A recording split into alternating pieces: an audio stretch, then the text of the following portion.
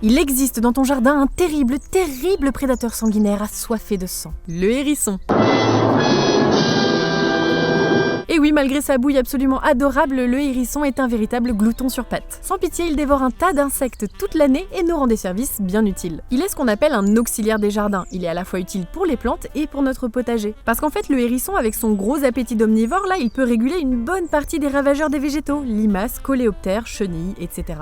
Et si au printemps et à l'été, il se nourrit d'environ 60 à 90 grammes de nourriture par jour, à l'automne, pour se préparer à hiberner, il va manger presque 3 fois plus, augmentant son poids de 3% par nuit. C'est comme si toi, tu pesais 60 kg et tu prenais 2 kg par nuit au calme. Et en cette période, il est capable de se faire des maxi gueuletons de plusieurs centaines de limaces par heure en mode méga buffet à volonté. Alors crois-moi, il n'existe pas d'insecticide aussi efficace et surtout sans danger pour notre santé que le hérisson. Favoriser sa présence, c'est se détacher de notre dépendance aux pesticides et ça permet de transformer nos jardins en véritables petits sanctuaires pour la biodiversité. Mais si le rôle très précieux du hérisson sur l'environnement n'est plus approuvé, sa disparition aussi est très concrète. En 2024, l'Union internationale pour la conservation de la nature a modifié le statut du hérisson de préoccupation mineure à quasi menacé d'extinction. Fragmentation de ses habitats, intoxication aux pesticides, déclin des insectes sont autant de menaces qui pèsent sur lui. Alors, si tu veux l'attirer et le protéger, tu peux laisser des souches de bois mort dans ton jardin ou alors faire des gros tas de feuilles ou des tas de branches, il aime bien se cacher dedans. Mais surtout, s'il te plaît, arrête d'utiliser des pesticides et en plus c'est interdit par la loi. Et tout ça, je peux te garantir que le hérisson te le rendra 1000 fois.